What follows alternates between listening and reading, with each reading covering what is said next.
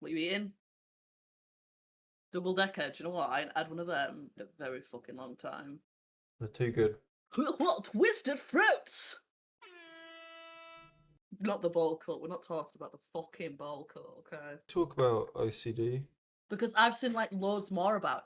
Honestly, it's been in news recently, only like local news and stuff. But I was on TikTok the other day, just scrolling, and I was like, oh, and there was a mother talking about having like developing OCD in like motherhood and stuff. And I was like, ooh, I mean, I did comment. I was like, ooh, I'd love you on the show, but I am seeing more of it lately. I do think I had OCD when I was younger, in my younger days. Don't get me wrong, but I think it definitely got worse when I had my second pregnancy because I had that fear of having a miscarriage again.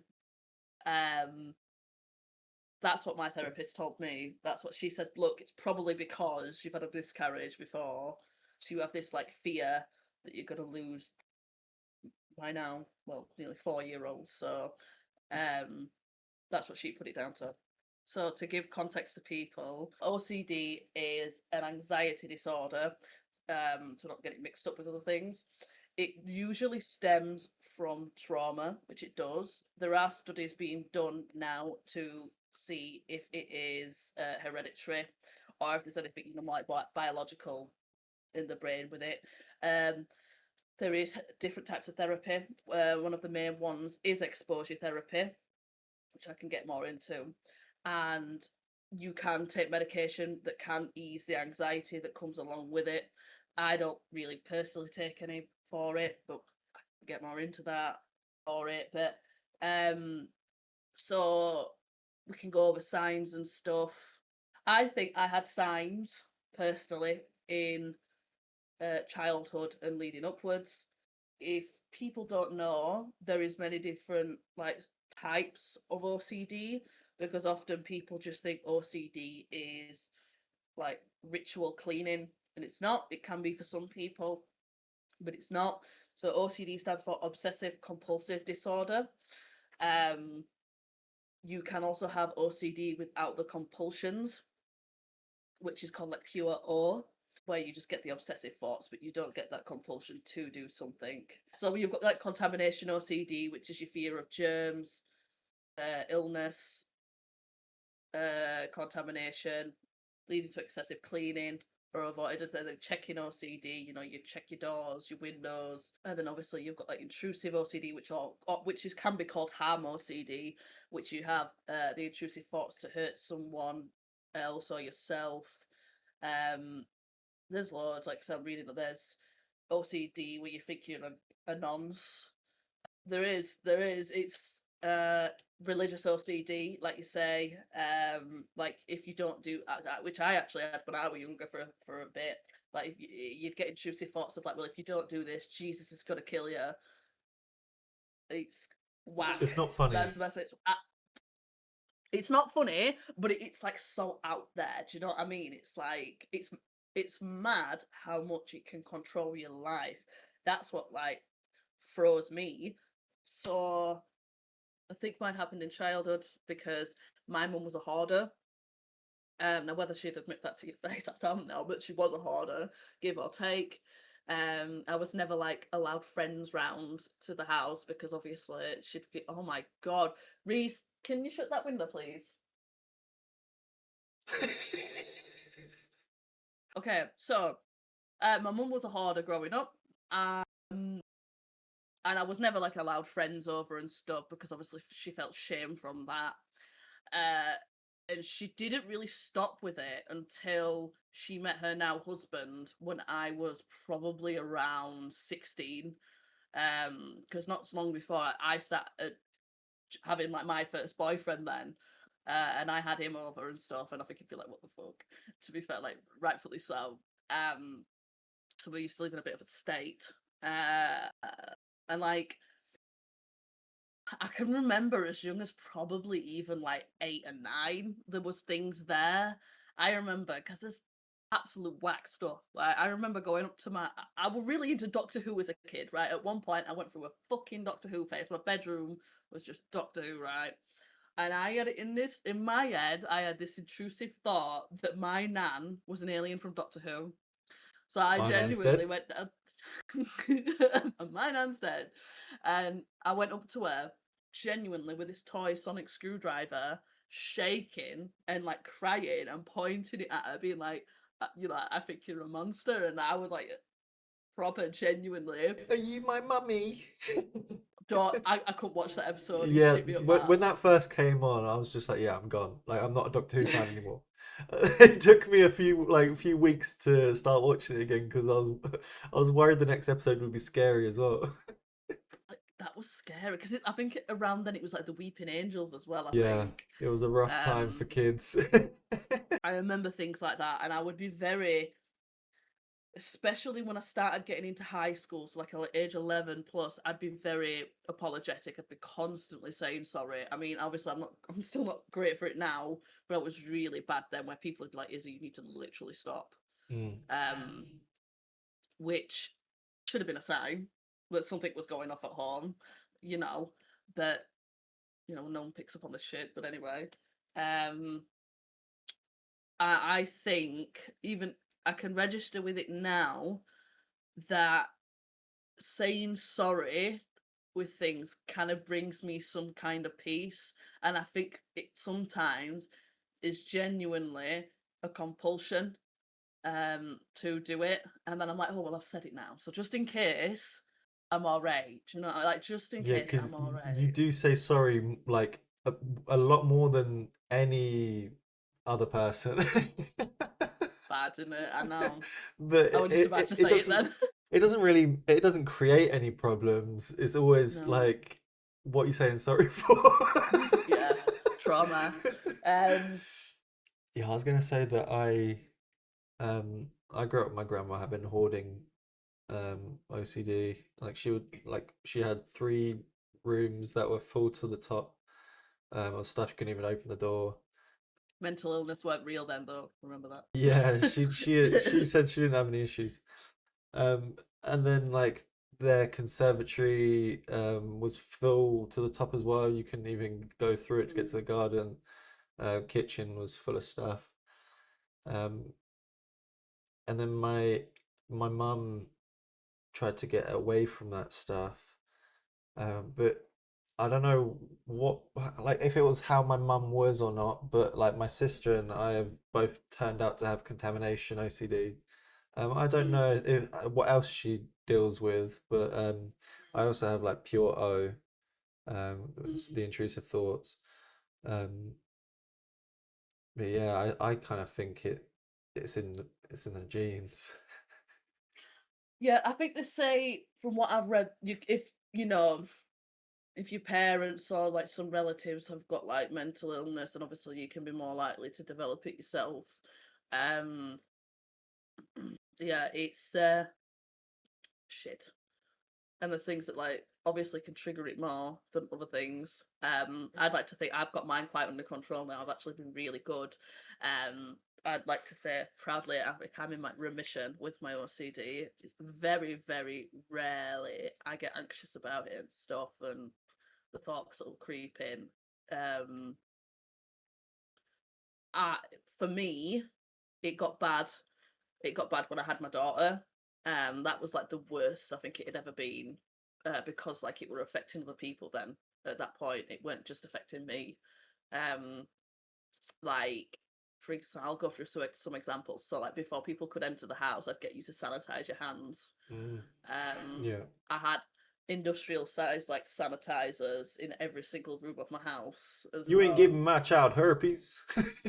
Literally, like, and then like I couldn't, if I was out in public with my daughter, I couldn't press certain buttons without like washing my hands and stuff, and I'd get really paranoid if people would be sneezing on the bus, and I'd have to like if I thought anything was off with her, I'd be checking her temperature, like both armpits, because that's what you do with the newborns. Um, I remember like one bit we'd gone to the hospital twice in a week because I was like, she's dying, she's dying. She wasn't, but in my head I'm like, yeah, she's dead. But again, that stems from probably not resolving some issues around my miscarriage. I did what I could. I had counselling at the time for that, um, but I would recommend anyone to honestly do exposure therapy. It's hard work, but it does work. The science is there to back it up for it to work. Um, so I would. The NHS do offer it, so if they tell you they don't, they're bullshitting you. They do. I'll go through some of the intrusive thoughts. Um, because it's like a range. It's always me hurting someone. It's just like, oh, you're gonna hurt mm, someone. But like I could just be walking down the street and think like, oh, you're gonna mug that person. And I'm like, why would I do that?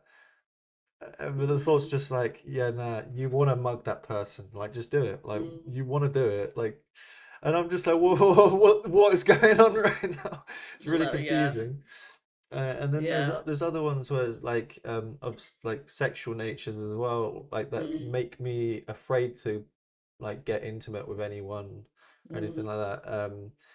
Like, oh, you really want to like touch this person, like you better stay away from them, or mm, you're gonna touch him, and your life's gonna be over. mm, Um, so then I'm just like, don't even touch me, yeah, because I'm scared you're yeah. gonna That's touch me, it. and then I'm gonna get in trouble for it. Yeah, no, I And get you. it's even got to the point where been walking past like schools and stuff, and in my head I'm like, you can't, if you look up, you're a pedophile. Like you can't, you're not allowed to look Mm, up because if you make eye contact with a child, that's it. Someone's gonna mm, call you a pedophile, and then like your life's over.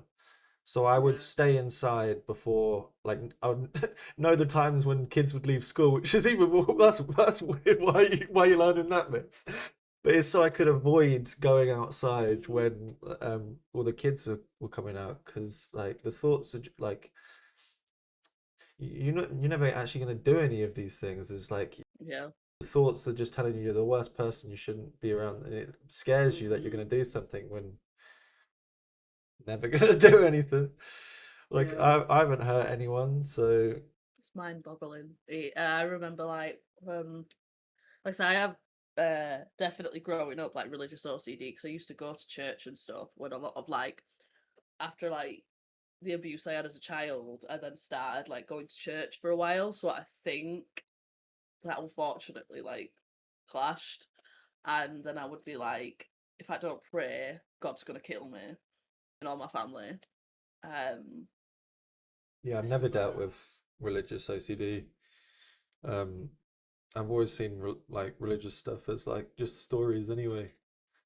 yeah, but when you're young though, I think it's different when you're young and impressionable.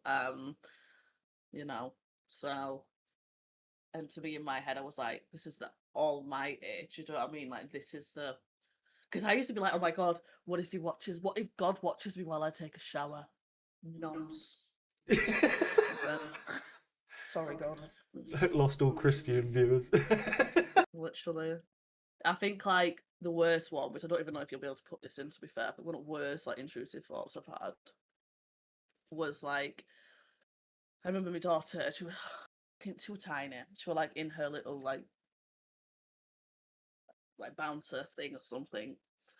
And I remember walking past her with a pair of scissors because I was doing something. And I remember in my head, it was like, just stab her. Just stab her. And I'm like, Way too often. Way too often. I couldn't hold my sister's baby like when she was born. I was like, I don't wanna hold her because I feel like I'm gonna like throw her or something. Like I feel like I'm gonna do something that's gonna like kill this child. and it's really quite like Ash as well, the way you have to go because obviously I'd just had my daughter. You go to the perinatal mental health team.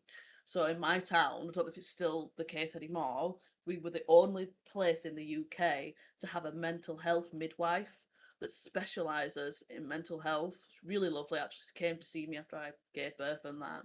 So um I spoke to the perinatal mental health team and like the questions that they ask on phone is like, do you have thoughts about killing your baby? Do you have thoughts about putting it in washing machine and shit like that? It's And not funny, but I know it's not, but it's the stuff. it's Honestly, it shocking. happens It's though. shocking as fuck. Literally, because I mean, like, look at like postpartum psychosis. That's not talked about enough. That shit's dangerous. People have killed their kids because of that. But no one takes it seriously because you're expected to be on top of everything as a mother, um, and don't want to look like a failure. Anyway, so then I remember getting referred to like the normal mental health team, not for like BPD or like, and then at first I just, because I thought it was postpartum anxiety. That's what I thought it was, because that is a thing, postpartum depression, obviously, which I'm pretty sure I had anyway, but postpartum anxiety. So she sat me down, the therapist, what's she called? Catherine. I want to call her called Catherine. Big up Catherine. She's a minter. I never forget her. But best therapists I've had on NHS. So she sat me down. She's assessing me, and she's like, "It sounds like OCD." This. I said, "Let me talk to you like support key worker, support worker, whatever it is. You know, like when they have like their meetings every week with their staff, and we'll like take it from there." And I said, "Fair enough." She said, "Yeah, I would say this is OCD. This is. Do you want to treat OCD or do you want to treat the anxiety?" And I said, "Well, let's just do the OCD, mate, because it kind of comes hand in hand anyway." Which I do. If anyone is watching this, if you want the booklets, I've still got them on my PC from my exposure therapy of all like the sheets that they give you um, to work through. Because, like for example, they'll give you a sheet and they'll make you write down like what's the thing that gives you the worst anxiety to like the lowest, and you've got to work through that. And basically, what exposure therapy is, it's sitting in that anxiety for as long as you can. And obviously, science behind it. The longer you sit with that, the less bad it gets. And it does work. Is it uncomfortable? Yes, it's shit. I remember nearly throwing up when I found out I was going to do that type of therapy. I got Yeah. home, literally nearly threw up. But it does work. So, for example, one of mine would be not Googling stuff. Not Googling symptoms is up there. So I'd have to like, well, just make myself not fucking do it. Or another one, I had to throw all my hand sanitizer away and just keep, you know, like some normal soap. So I had to throw all them away, which was another big one. But I've been in remission for a long time. You do that therapy for like the standard amount you get therapy NHS. What was it, like 3 months or something like that? I don't know. I think I'm gonna work through my OCD on my ones. Mhm. I don't really feel like I want to go through any service for that. I'm already doing DBT, so I can use some DBT to be mindful. Double dare you to sit with your anxieties. Just put my hand in my kitchen sink and just sit, like leave it there. Genuinely, that's what it kind of is, though. They use Freaks me they use out. also they use exposure therapy for other things, such as like people with like, is it agoraphobia, that can have a fear of like going outside and stuff. Um, Yeah. so they'll tell you, oh, like step outside and go for a short walk and come back. That's your exposure therapy for the day. I know she was telling me, my therapist, she had a client that had like this intrusive thought that she had spiders all over her bed, so she'd have to like vacuum her bed like 5 times a day. Then it's obviously like reducing that down slowly. It's kind of like it's like quitting a drug or something. Um, to be fair, it's fucking hard. It's hard in different ways than like DBT because for me, exposure therapy, you're doing a lot of physical things to stop it rather than just like that mental side of it. You have to physically stop yourself from like not doing that, from like cleaning that surface. I again was under the impression it's just for cleaning. It's just for cleanings, which I do clean a lot. I mean, given you probably know that I do clean a lot to be fair, but I'm still I avoid it instead. no, it's definitely not talked about. Anything postpartum, especially, is not talked about. It's like this shame and guilt that you know you have to be perfect. You cannot have mental. If you've got mental health problems, you shouldn't be having kids. The amount of times I've heard that, I'm like that to me is inherently ableist. Sorry, because the thing is, 9 times out of 10, at some point in your life, you're going to have a mental illness. So, at least like some form of anxiety or depression or something. Mm. OCD's nuts. We want to know if you have OCD and how you have dealt with it. So leave a comment and explain your journey with OCD, Mm. where you're at with it, what kind you got. Just don't be too triggering for people. But yeah, we'd love to hear how other people deal with OCD. Because I don't actually I never really talk about it. It's my first time really talking about it.